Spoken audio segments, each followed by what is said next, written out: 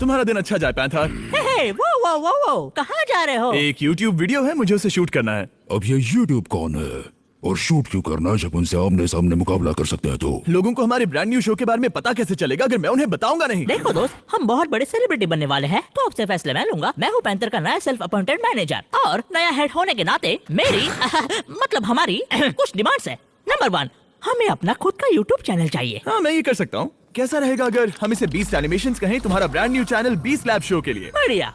और साथ में हमें हर शूट के लिए अपना मेकअप और हेयर वाला चाहिए। ठीक है, ले आओ।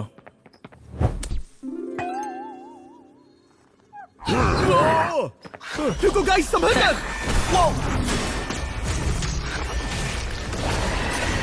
जिमी, ये हम हैंडल करेंगे। हमारे लोग तुम्हारे लोगों को बुलाएंगे कपीश। कपीश। ना, ओह गॉड, संभल कर नहीं। ठीक है।